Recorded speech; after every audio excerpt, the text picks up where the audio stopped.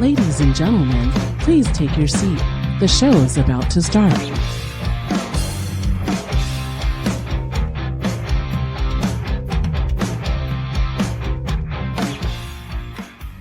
Hey guys, what's up? This is Phebe. This is Mike. This is episode number 41 of the Mike and Phebe Show. And today we have a very special guest calling in. This is Brian Sylva. Brian is a member of the governing board, Trustee Area 1 at the Mount San Jacinto College Community College District. Hi, Brian.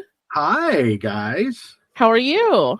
Very good. Yeah, thank you for having me today. Absolutely. Yes, we're so excited to chat with you. And I believe we met sort of, or a little bit, or kind of like by connection. Cindy Lemke at the Hemet San Jacinto Chamber of Commerce. We are members. And are you a member at Chamber there? I'm not a member of the chamber, but of that particular chamber. But Cindy and I have been friends for many years when I used to be the board president for the Beaumont chamber many years ago. So, and it was relationally, that's how I was blessed enough to end up with this opportunity, because I was playing in their golf tournament and I won this podcast. Yes. So we're so happy that you're able to do the podcast with us. We got a lot of interesting topics, so I'm glad you sent in some good bio information for us. So let's jump right into it. Let our audience get to know you. What brings you in today? Where did you grow up? And where did you go to college? Where do you live now? And what kind of career do you have? That's a lot of questions, like just to answer all in one. You could do it randomly or all in one order. Well, you know what? I'll do my best to put it all in one good, very tasty sandwich. So, as you had said, my name is Brian Sylva. I'm a first-term member of the Mount San Jacinto Community College District Board of Trustees. I'm on the presidential cycle, which makes it a little difficult when you're, every year you're a down-ballot race and stuff like that when it's in the presidential cycle, because you get kind of lost in the upper parts of that ballot. But anyways, grew up in Riverside, had a great childhood, awesome parents. My dad was a motorcycle mechanic and my mom was an administrator with Alvord Unified for 25 plus years, and went to Alvord Unified and Riverside Unified schools, attended Norte Vista High School and graduated from Ramona High School in 1997, and played football in high school as an offensive lineman. My senior year was a sports editor of the high school newspaper, The Rampage. And then attended Riverside City College and was a writer with Viewpoints, which is the school paper there at Riverside City College, and a student body president and trustee from 2000 to 2001, that school year. During that time, I was a stringer for the Riverside Press Enterprise and covered high school football. So that's where I kind of learned my skill set in journalism and how to write and get good quotes and talk to coaches and student athletes, etc. Then went on to UC Riverside, where I was a contributing writer for the Highlander, which is the school paper there. Participated in the UC-DC program when I was at UC Riverside, and the UC-DC program is the UC system is much like any of the other systems within the nation. So University of Tennessee system, the University of Texas, etc. And they all have governmental outreach arms, because there's a lot of federal dollars that go to four-year schools. And the UC system has an old converted hotel that they bought, multi-story, I think it was like 11-story tall building that they utilize as dormitories. And you can apply to be a part of this particular program and then enroll in courses and stuff. My particular job was to work for the UC Department of Federal Governmental Relations, the UCFGR. And so I worked with lobbyists, and I worked on Capitol Hill and attended Capitol Hill hearings and really neat stuff. And the cool thing about the UC system is that they do everything from agriculture to Department of Defense, because the UC system runs 3 national labs, the Lawrence Livermore lab, the Berkeley lab, and then Los Alamos still, even to this day. So as a matter of fact, most of the professors that built the atomic bomb, those teachers and scientists and stuff, they were all UC people. So that was cool. Met my wife at UC Riverside and ended up with a bachelor's in history, and then lived in Riverside for a little bit and then moved out to Beaumont in 2010. Got involved right away, and the community realized that I didn't really have any agendas. I just wanted to serve my community, and so that opened up a lot of doors. And so was on chamber board and got on the hospital board at San Gregorio Memorial Hospital Healthcare District board. Ran for Beaumont Unified Board in 2016. The previous trustee wanted me to run, and so I got after that. And then also that year, I took a job at College of the Desert as their sports information director after doing that same job at San Bernardino Valley College for 9 years prior. Then in 2020, the similar situation to what happened when I ran for the Beaumont Unified Board, the Mount San Jacinto Board occupant for trustee area number 1 reached out to me and was like, I'm retiring. What do you think about it? And I was like, all right. So I ran after it, and it's interesting. It's interesting to say the least, and we'll get into that a little later. And then also in 2020, my wife and I, we adopted twin girls, Lexi and Maddie, love of our lives, and there were a couple of girls out of the Menifee-Murrieta area, and they were in the system, and we connected, and thankfully we had support from the birth family, and it was a great process. So if anybody's considering that foster to adopt process, the Riverside County does a very good job, and so that's a lot and a little about me. That's awesome. You know, as I was reading your bio that you sent over, I felt so impressed and humbled that we were able to connect and do this podcast with you. You told me so much about your personal and professional accomplishments on your bio, which also included a Lifetime Achievement Award called the Brass Top Award. Right. Then you decided to take the plunge into local politics. And, you know, we all know politics can be really hairy, can be really, really a lot to take in. But what made you leap into elected office? You told me that how you got into it, but what was the real inspiration behind that? Yeah, so that's a really good question. So my first foray into politics was canvassing for a local measure in the city of Riverside called Measure C in 1987, and I'm 8-9 years old or whatever, and it was in support of a green space along Victoria Avenue, and unless you're an old townie, if you will, for the city of Riverside, you probably have no clue what Measure C is, other than the fact that it was tremendously controversial at the time. But nonetheless, Measure C was passed, and it held that green space along Victoria Avenue to this day. So that's great. And the other thing is that my dad hated politicians, and so while my peers are, kind of sowing their wild oats and whatever in very salacious ways, I started working on campaigns. I'm like, I'm going to get back at my old man by really digging deep into this. And it was kind of funny in that regard. My dad didn't think it was entertaining until he got significantly older. And of course, I didn't understand the irony until I also got significantly older. But I started working on a couple of congressional campaigns, and then volunteering. The work on campaigns, especially on congressional campaigns or whatever it might be, U.S. Senate campaigns or even gubernatorial campaigns or whatever it might be, they're very lots of hours, low pay, and you get as much pizza and donuts as you want, but doesn't exactly go great with the dietary necessities for individuals. But anyways, so started working for political fundraiser Mike Williams in 2000 through 2001. And Mike is still a big player in political fundraising throughout Riverside County, mostly Western Riverside County. And then just kind of started working my way up. So for years was just kind of involved in the chamber board. I was an HOA president. Of course I was, right? But I was a good one. I wasn't one of those HOA presidents who are jerks. And then, it kind of just dawned on me that I have an opportunity to kind of take this skill set and help benefit my community in a greater way.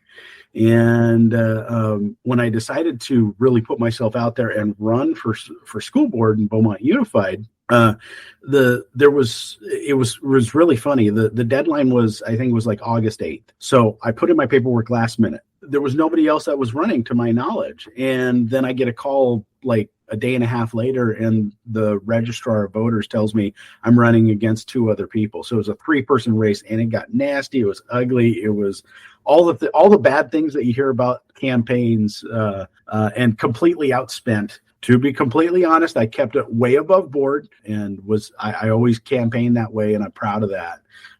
And didn't go negative at all, and ended up winning by 200 votes. So wow. If anybody tells you out there that a vote doesn't count, that's balloon juice. Every vote counts. And then something that always kind of pops into my head is I was talking with former San Bernardino City Mayor Pat Morris one time, and I was walking into a graduation at Cal State San Bernardino. My sister was graduating from Cal State San Bernardino with her bachelor's degree, and happened to run into Pat Morris. And nobody knew who Pat Morris was except for a political dork like me. And so I said, Mayor, and we talked for just a brief moment as he was running in to go do his thing. And he left me with this, and he said, I think it is important to step forward and offer your services in an elected position for a period of years, but it should not become your occupation, unquote. And I took that to heart, because there are so many professional politicians, and I will never be one. I've been solicited to run for state assembly and run for this thing and that thing. Those are full-time gigs that I'm not all that interested in. And I'm not a professional politician. I'm a citizen and proud to serve my community as long as my constituents will have me. So I have an interesting question for the listeners out there that may be interested in going into politics, but they're not sure how to go about doing it. Let's say regular Joe Schmo like me, Yeah. I personally don't have too much interest, but let's say someone like me who, may have interest in the future, how would they go about doing that? And what kind of personality would they need to have? It's kind of going off topic a little bit, but just to shoot that out there. No, that's a great follow-up. I think that's something that is top of mind for a lot of people. How do you get involved in this particular industry? And really it takes a person who sees a civic responsibility as kind of their call, and let the constituents be the judge of whether you're worthy of that position or not. And that's not necessarily a negative thing, but the process for doing it is difficult, and it's difficult on purpose. Going to the Riverside County Registrar and filing all the papers and making sure you're doing everything right. The one thing that seems to get a lot of people hung up is they think about the money. And there's a guy who's running for state assembly, and he reached out to me, and he was concerned about money. He was concerned about like where the financial priorities are going to come from, and how he's going to be able to meet them. And I told him flat out, I was like, I've never had money. I've always self-financed. I've never worried about that. Ron Edwards, who's running for Assembly District 60. And so I told Ron, I said, just run. That's all you need to do. And he was obviously concerned about, he's running for state assembly. That's nearly 500,000 voters. It's 450,000 voters roughly. And, I said, dude, you just got to do it. And I would encourage anybody else to do the same thing. Don't worry about the financial priorities. Get out there, submit your paperwork. And if you feel a calling to serve your community, just do it. If you fall on your face, that's okay. Thankfully, you'll have, as long as you didn't as long as you didn't like mortgage, like literally or figuratively, your future, you'll be in a good place. And thing that gets a lot of new people who are into politics in a lot of trouble is the financial disclosure forms. And if you don't have a good handle on that, it can get really tough. But this is the key. If you spend less than $2,000 on your campaign, you don't have to submit those extensive forms. You could just basically check a box that says, I spent less than $2,000. Then you are really free to do what you need to do. And that's what I do. I always keep my campaigns below $2,000. Sign me up. And the reason why I asked is, Brian, because Mike, my husband, he's a little bit interested in it, and I don't know anything about it. So I always encourage people, you know what, do it. You want to do it? Do it. Try it. You never know what's going to happen. But, so it's good to have an inside scoop. So it's good that you're here talking with us. Yeah, and the only reason why I was thinking of something like that is because then when you're in those positions, you can actually make a change to where we are as citizens. We can make a change, but only so far. Right. And Mike, if you're going in it with the right approach, and I think that the community wants to see this see this as well, which is if you're going in with no agenda, you are going in with the perspective of serving the community. The constituents will see that. Now, there's certain circumstances where, the best candidate doesn't always win. The last couple of races I've had, like my last race in 2020, I was outspent 6-1. But I was willing to outwork my opponents because they sat at home and let their slate mailers, which is something, if you decide to run, you'll find out all about slate mailers. Oh, I know. But they decided to sit and watch television while their slate mailers did the work. You got to be willing to, get the precinct walking maps, find out who your high propensity voters are, knock on doors, and do all this by yourself. The first time I ran for public office, there were a bunch of people who were like, oh, we'd love to support you. They'd send me a check here and there. I was like, oh, great. Can you walk precincts? Oh, I can't do that. I can't. So I ended up doing it myself, and it was actually relatively liberating because I cannot tell you how many times knocking on doors, and it was the person who saw me, they would either say one of two things. One, this is the first person who's actually running for office that has come to this door. Or two, I wasn't thinking about voting for you, but now that I met you, I am. And that happened all over the place. Yes, face-to-face is always something that's always the best because out of sight, out of mind. Yeah. Right.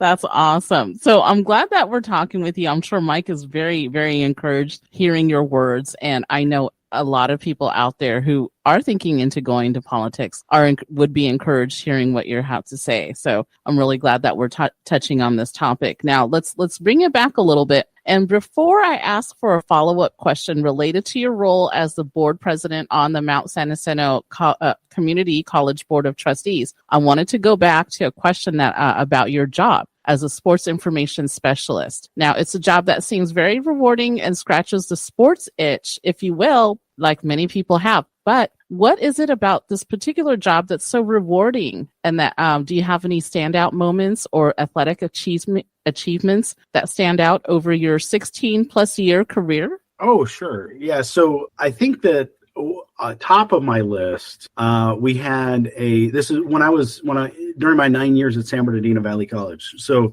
it's the first round of the 3C2A playoffs, which is 3C2A is the governing body of community college athletics in the state of California.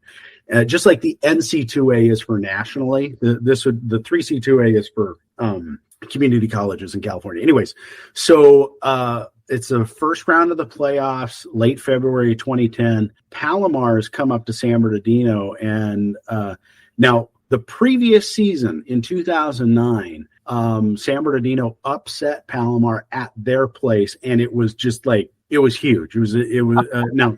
Granted, San Bernardino didn't survive the next round, but they knocked off Palomar at their place. So Palomar comes into our gym with the intention of seeking retribution, if you will. So Game's tied 55-55 with 15 seconds left. The top player for San Bernardino, a top guard that particular year, was a player by the name of Janelle Jr., who is from La Sierra High School in Riverside. And she was like 0 for 18 or something. Like, she couldn't hit the side of a barn because she was fighting a very bad flu and was just playing terribly. But the offense shifts to her. She's sitting at the three-point line and drains a three-pointer at the buzzer. Her only shot she makes the whole night is the game winner. I just absolutely love that story. Wow. Yeah. So, and then just a couple of years ago, in May of 22, COD baseball, where I work at College of the Desert, defeated Long Beach City College. So they in the playoffs, and they won the best of 3 series in game 3. So the sudden death, right? In extra innings with a walk-off bases loaded walk. So the bases were loaded and the guy at the plate walked. And so they ended up winning, the Roadrunners ended up winning their first playoff series in over 50 years. And that was definitely a tops, those couple ones. That's awesome. You know, Brian, as you're telling your stories, I have my eyes closed and I'm hearing your voice. I'm imagining in my mind's eye what that scene was for that. It was volleyball, you said, women's volleyball, correct? No, it was basketball. Basketball. I'm sorry, for basketball. I imagine that young lady doing shooting that last shot. I don't know the exact sports term, but shooting this shot into the net and making that basket. And I could just imagine the crowd like, going nuts and nuts. And I could just see that in my mind's eye. I love hearing the way that you present the sports information. So you have a very charismatic voice. You have a very nice tone. So I can feel that energy from you, that you're so excited even to talk about it years later. So I like hearing that. That was very cool. You're too kind, Phoebe. Thank you so much. Well, see, I'm more thinking of like the betting kind of person, where it's 0 to 18, but it's like, 100 to 0 odds. And if you throw $1,000 down, you're like, yes. So you're jumping around like everybody else is because you want a lot of money. Right, exactly. Oh, that's funny. That's a nice analogy too. Now, Brian, since you work in the world of sports marketing, and I would presume that you're a fan, like of any professional sports college league, what is your most favorite team? So my favorite baseball team is the San Diego Padres. I've been a Padres fan since the early 90s and long suffering, as I would say. My particular favorite hockey team is the LA Kings. And my favorite basketball team is the Phoenix Suns, which they knocked off the Lakers last night, which is great. My favorite football team is San Francisco 49ers. So I've been a Niners fan since the mid 80s. And my favorite international soccer team is the Liverpool Reds. Love my Liverpool Reds. So very nice. Have you been to any of these games?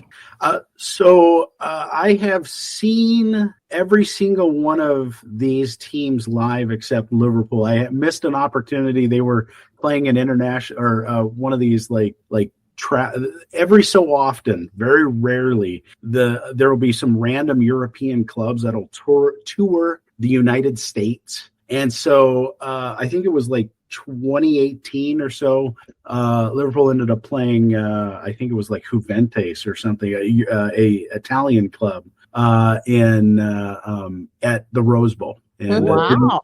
Didn't get a chance to get to that one. But anyways, yeah, so seeing everybody live. Nice. Very nice. What an awesome experience. Now, okay, going back to you being the board president on the Mount San Jacinto Board of Trustees, you're up for re-election this November. And as a matter of fact, a majority of your 5-member board is up for re-election this year, including your board colleague, Tom Ashley, that represents the area in the studio where we're based in Paris. See, that's very interesting. Mm-hmm. And that you and your board colleagues represent a gigantic population core spanning from 1,700 square miles. Each of you represent a relatively equal number of voters, but your district, Trustee Area 1, is the largest by the area. What are some of the challenges of representing such a large geographic space? It's really interesting, because it spans the gambit, right? Because for my particular area, from Calamasa all the way through the Beaumont Banning Pass area through to Cabazon, etc.,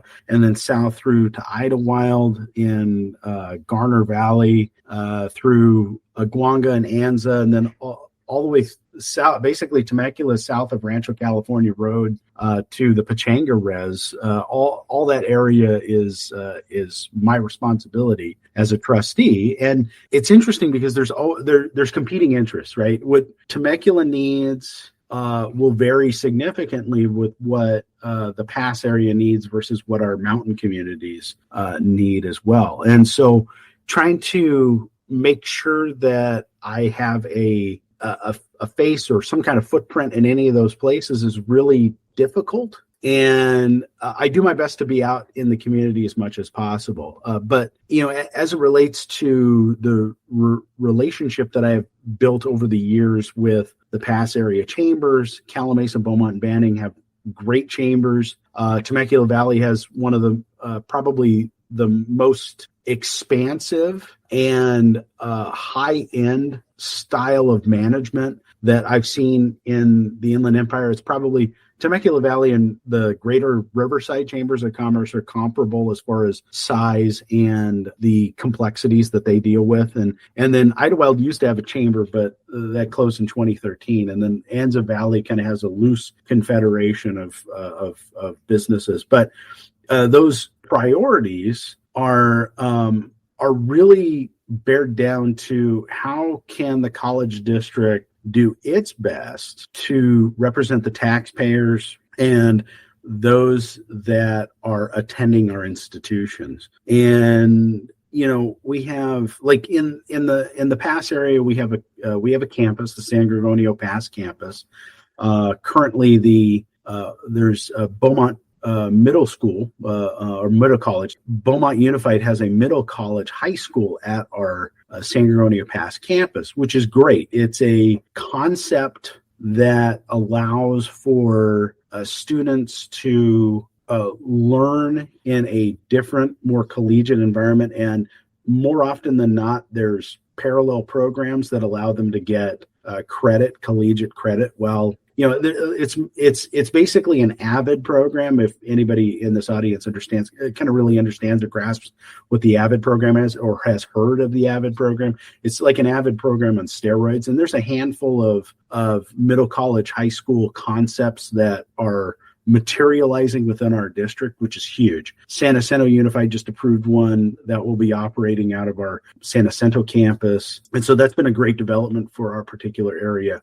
But it's a little difficult to try to explain or try to be able to make sure that we're meeting those educational needs when we can't be as flexible in certain circumstances. And what I'm getting at is the four-year schools are really inflexible when it comes to certain changes, certain necessities. The community colleges are very flexible. And being able to communicate that flexibility to our constituents is a vital need, meaning, like, you can be a mountain communities resident. You can work in your job in Anza and take online coursework. And that allows for tremendous opportunities, educational opportunities that extend beyond being able to attend face-to-face classes. Now, a lot of that changed during the pandemic, but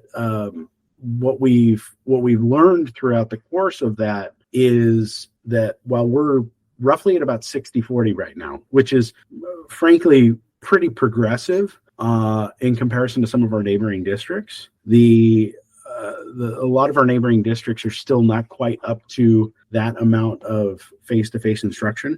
But what we found out throughout the course of the pandemic is that because the economic downturn that we're kind of currently in, it depends on who you talk to and what news source you utilize. But the thing that we've learned is that all the patterns that have previously happened, they're completely out the window. Before, what used to happen is that when there was an economic downturn, people would turn to higher ed to, they let's say they'd lose their job. So then they would go to their local community college and they'd enroll in programs and stuff like that. Well, that's not necessarily the case anymore. And the flexibility that we can offer through our online education programs, through our face-to-face instruction and our hybrid options are really what is keeping MSJC and the district as a whole in the forefront, and communicating that to our community is paramount. The difference is, like, I'll give you an example. So I was at the Cherry Festival parade in Beaumont, and I walked the route. We have our what's called our MCC, which is our Mobile Career Center.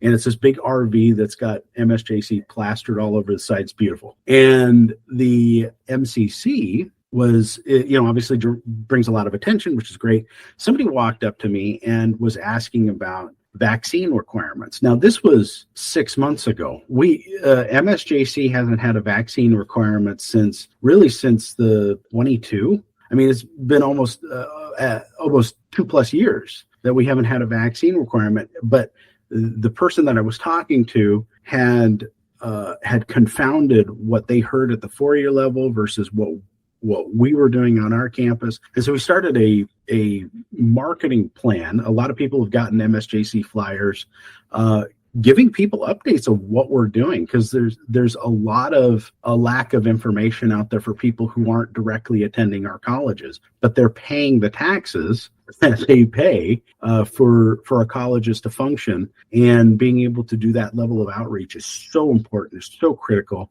I mean, we've got over 25,000 students that attend our 4 campuses: Menifee Valley, Temecula Valley, the Pass area campus in Banning, and the San Jacinto campus. And being able to service them and take care of them as full-time students or part-time students, whatever the learning processes is, if it's online through asynchronous or learning, or if it's face-to-face, being able to take care of that and communicate that with our constituents over a wide space like we represent is really unique to community colleges.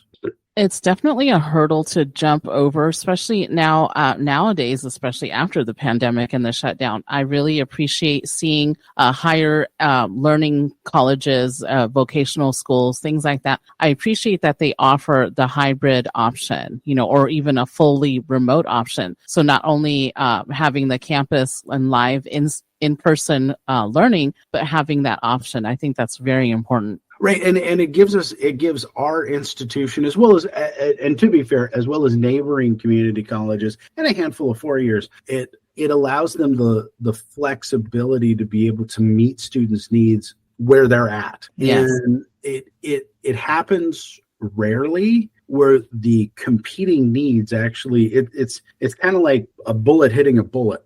And where we're able to meet the needs of those communities, regardless of their socioeconomic status, regardless of their particular needs at the time. Meaning, like, what we found with the face-to-face instruction and the online instruction, this is kind of like institutionally, not necessarily at MSJC, but community colleges as a whole, that a lot of our newer students that are coming in from Paris High School or wherever they might be attending, Beaumont High School, Temecula Valley, whatever it is, that they want the face-to-face instruction. So we're seeing our freshmen that want that face-to-face instruction. Well, bearing in mind that we have 60% of our students that are part-timers, which means that they're carrying less than 12 units. And those part-timers have responsibilities at home. They have responsibilities at a job or whatever it might be. And this allows them through online education, through either synchronous, which means that your class starts at 8 a.m., you need to be online at 8 a.m., and we discuss the topics beginning at 8 a.m. Asynchronous is you log on when you can, you study the materials when you can, and this is when the test is. And so we're seeing a lot of interest in that in that flexibility in being in online. But what's an interesting situation is an interesting development that's come out of the pandemic too, is with the priorities online, the facilities use has shifted significantly. So before, we used to have full parking lots. Everybody would complain about parking. Everybody would complain about not being able to get into classes because we were limited, by the amount of desk space and stuff like that. And now the viewpoint that we need to take as it relates to facilities, it has changed. We don't necessarily, do we really need that much classroom space? Do we want to have a collaborative relationship with some four-year educational institutions like maybe Cal State San Marcos or maybe Laverne? I'm just picking a local university, or Cal Baptist, that want to utilize our space for extended learning opportunities. That otherwise, if we didn't have so many online classes being offered, that we otherwise wouldn't be able to do. So it shifts our priorities as a college to what our facilities needs are. And it's rather interesting, to say the least. Absolutely. And speaking about the priorities there, when you ran in 2020 for the Mount San Jacinto College Board, a couple of your listed priorities were answering district growth and continued fiscal responsibility. Where is the district in meeting those priorities now? So as far as answering district growth, now, the district has done a superb job at being good stewards and, if you will, fiduciaries as it relates to taxpayer dollars and being able to maintain that continued fiscal responsibility, but also meeting that district growth through purchasing. Before I was a board member, I was also a member of the Citizens Oversight Committee for Measure AA, which is the big bond measure that was passed in 2018, or maybe it was 2016. I'm trying to remember. Anyways, all the numbers kind of blend together after a while. But the bond measure was key to being able to answer that district growth priority, and as a result, when Abbott Labs decided that they were going to downsize their priorities in the state of California, I don't know what the reason was. I'm sure there was some financial component, obviously, as you can imagine. But when Abbott Labs decided to downsize their California footprint, they more or less provided an opportunity for us to purchase a building at a significantly reduced cost. And as a result, we were able to be good fiduciaries of taxpayer dollars and also answer our growth needs in Southwest Riverside County, because Southwest Riverside County, a lot of our student population, if you will, was bleeding into Palomar's district in North San Diego County. And so, real quick aside, so the feds fund colleges through FTEs. FTEs are full-time equivalency students. If you're taking 12 units or above, the feds send you a nice big check as a college. When you finish your degree, the state, through completion, that's what it's called, completion, will send you a nice big check for your students. So that's how we're able to fund everything. Anyways, so through that funding mechanism, we were losing millions of dollars to Palomar Community College District. Well, when we opened up the Temecula Valley campus, that spigot was cut off for them. So, but we had not represented that particular area very well up until that point. And now I would say that the Temecula area is being, and Southwest Riverside County as a whole, it has the facility necessary in order to supplant that growth, those growth needs that were so desperate in that particular area. In addition, we're continuing to move forward with our STEM centers, science, technology, engineering, and math centers that we have, multi-story structures that are being built on the Menifee Valley campus. also on the San Jacinto campus. There was a lot of concern when we purchased the Temecula campus, especially from our friends in the Hemet and San Jacinto area, because we moved a lot of our district operations from the San Jacinto campus down to the Temecula location. And as a result, there were a lot of community leaders in the San Jacinto and Hemet area that said, hey, you're abandoning us. We're shifting operational priorities, but that doesn't necessarily mean we're abandoning anybody. And I understand those community concerns. I hear it in the Banning Pass area as well, as it relates to the Pass area campus. But, with our commitment that we're making as a district to the STEM center that we're putting there in San Jacinto, we are telling that community that you are still a priority and you always have been, as is any of our campuses and in any of our regions and neighborhoods that we represent as a board of trustees. So we're out there doing our very best to not only answer district growth, but to also be, like I'd mentioned earlier, be flexible enough to prioritize what our community needs. And the crazy thing is, Phebe and Mike, is that it's something somebody brought up in our board meeting last night, which is we can't think about what we're doing now and what it affects now. It's the things that we do now. We won't know if we did it right for 2 and 3 years. And it shifts to like 4D level chess. Like your mind blows, you blow your mind at that point. Like how conceptually that if you make the wrong move now, how we wouldn't even be able to really know what those ramifications of those moves are until many years down the road. And so we attempt to do our best as a board and as a district with great leadership under Dr. Roger Schultz and his staff, that to answer not only that district growth, but remaining fiscally responsible and representing the taxpayers in the right way.